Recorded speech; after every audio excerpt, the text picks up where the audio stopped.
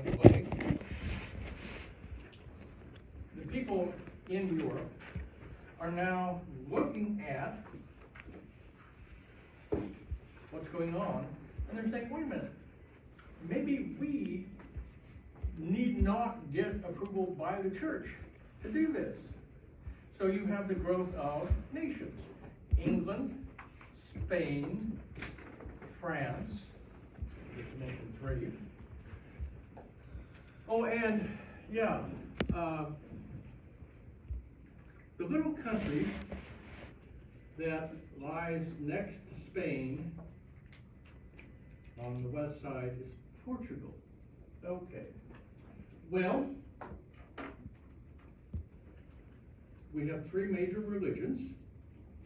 The oldest is Judaism, Christianity, and the most recent is Islam. The Islamic faith spreading very quickly. Boy, that's a whole other story too, let me tell you. Okay. So, Europeans are trading, not only taking the trek to Asia, but they are also exploring parts of Africa. Remember, Africa, at least the northern coast of Africa, had been settled by the Romans. Okay. Oh yeah, and then we have people coming to the Americas to talk about that. Okay. Now, Portugal. A little nation. Good morning.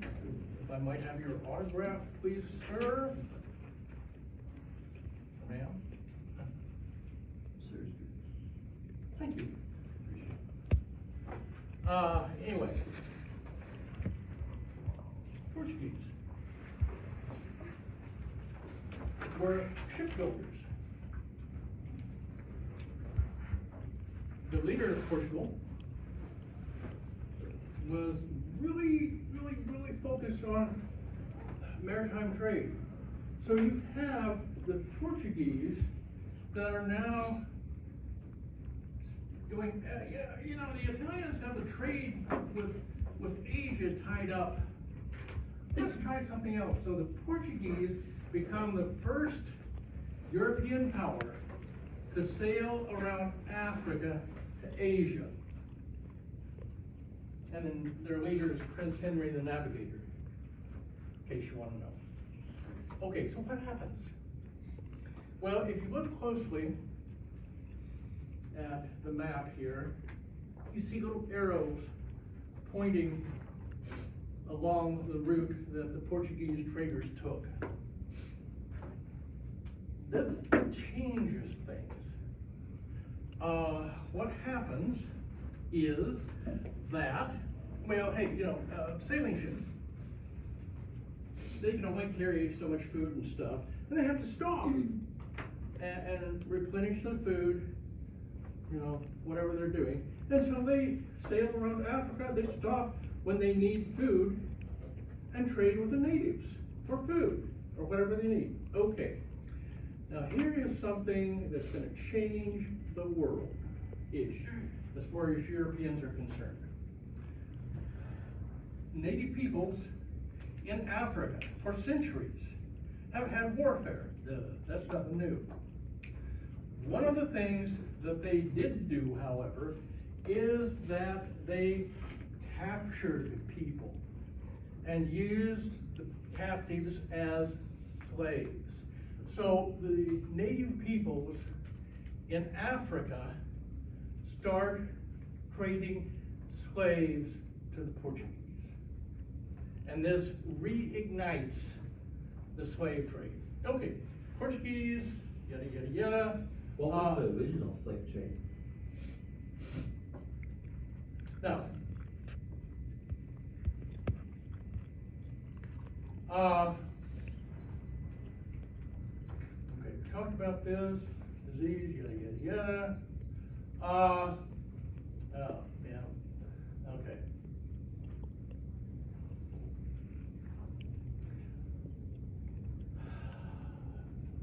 Dark Ages.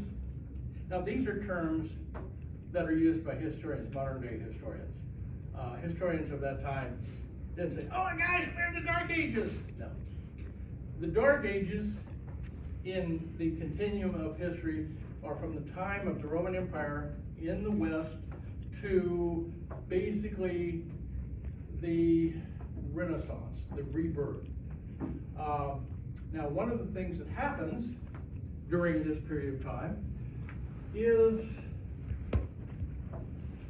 there is, of course, Roman Catholic Church, very, very powerful. Well, with the growth of Islam, one of the areas that the forces of Islam move into is the Holy Land, Jerusalem. And there are 9 crusades authorized by whomever pope, going from 1096 to 1272 to reconquer Jerusalem and the Holy Land from the Muslims. This is one of the reasons why we have some of the unrest in the Middle East today. Not the whole reason. Okay, we talked about famine, we've talked about the Black Death, we've talked about the Renaissance. Now, the Muslims. Oh my gosh! In 7-Eleven, they are unbelievable. They're not only invading the Middle East, part of Russia, they're having a stronghold on northern Africa. They invade Spain, and they invade France. Now, the thing is, Battle of Tours, 732, the French, well, the local nobility turns back the Muslim invaders. Now, the interesting thing is that Spain will be occupied by the Muslims until a date you might remember, 1492. That the Muslims are finally driven out of Spain, and Spain is united. Okay, well, don't worry about that. But you talk about, okay. Everybody knew about rats and fleas, they did not know about bacillus. Famine in Europe weakened the population. This is climate change. Before we knew what climate change was, really. I think I've mentioned this in here before, but I might as well reinforce it. The Earth as a planet in its history has gone through many periods of warming and cooling by its existence. There's nothing unusual about that. It's part of the world's process. Okay, so when this happens in the 1300s, climate change. What was land that could be basically farmed is no more. People that were depending on goods from farmers, oops, we don't have them anymore. Now remember, farming at this point in time in history was basically subsistence. So, crop failures. People go hungry.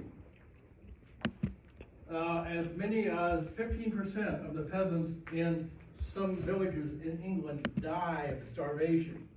Okay, well, problem. You have a population in Europe basically hungry. The sources of food are no more. Okay, so the plague, the bubonic plague, starts in China and is carried west along the trade routes. Wipes out about 50% of the population in China, in case you're interested. Okay, so if you had the bubonic plague, you would have a bolus. If you got the septicemic form, in which the tips of your fingers and toes have turned black, well, sorry, but you're probably going to die. So, doesn't that look like fun? No anesthetic, just trying to get rid of the gunk. Disease cycle, flea, drinks, rat blood, it carries the bacteria. Bacteria multiply in the flea's gut. The flea's system clogged with bacteria. The flea bites a human is infected. This gives you an idea of the movement of the plague. Now, a couple of places, central Poland and northwestern Russia. Relatively few plague deaths. Why? Little population. And of course, the place where, you see this and so on, uprisings. The people during this period of time were looking for the Pope. Hey, protect us. Get rid of this scourge. Nothing was happening. Okay. Oh, doctor's robe. By the way, this beak was full of various things to ward off the potential of the plague. Because one of the beliefs of the cause of the plague, because they didn't know anything about bacillus, was that it was bad air. Leeching. Using leeches. Hey, leeches are still used today in medicine. Okay, there's a group of people, started in Italy, spread all over Europe, called the Flagellante. What they are doing is they are marching around Europe, beating themselves with whips and chains, because this is penance to atone for the sins of mankind and have God intervene. It didn't work real well. Okay. Oh. Now this is nothing unusual.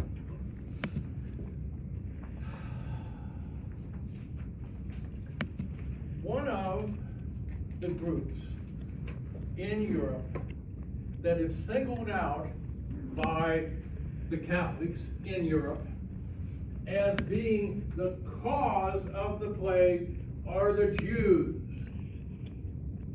Why?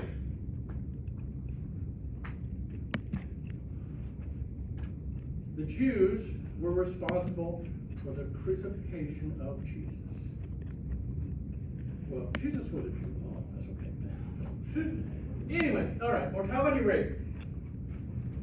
Depending on where you were, 35 to 70%, 25 million people in Europe dead. So what happens? Well, the royalty that had been subservient to the Roman Catholic Church are now going, no, we're going to create our own nations. England, France, Spain, Portugal. The Renaissance. Now, this isn't something that was used during that period of time. It's something that later historians have come up with. Renaissance basically means rebirth. So what is happening is that people are now looking outside of religion and going, there's got to be something else out there. Emphasis on individualism, scientific inquiry. Now, one of the things happens, you probably already know this, is that prior to the Renaissance, and by the way, the Renaissance first starts in northern Italy. One of the things that happens is that, you know, this is an explosion of art and literature. Okay. Italian painters all of a sudden decide that they are going to recreate the image of Jesus. Jesus, from this point in time in history, is now shown as a light-skinned Northern European. Jesus wasn't a light-skinned Northern European. He was an olive-skinned Middle Easterner. Okay. Well, meanwhile, there is a guy by the name of Martin Luther who is, oh gosh, he's official in the Roman Catholic Church. He's responsible for training priests and other officials in the church. Okay, well, the Roman Catholic Church is corrupt.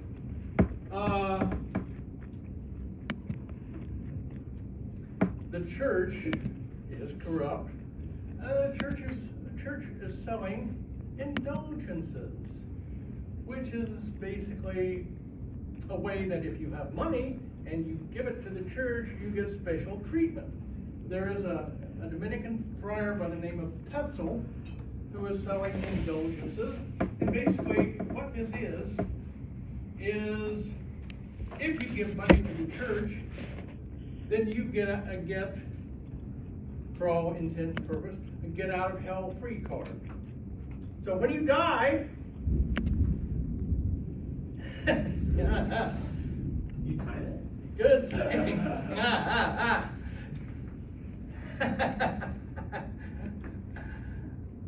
Basically, this absolves you of any of the sins that you committed while you're on earth.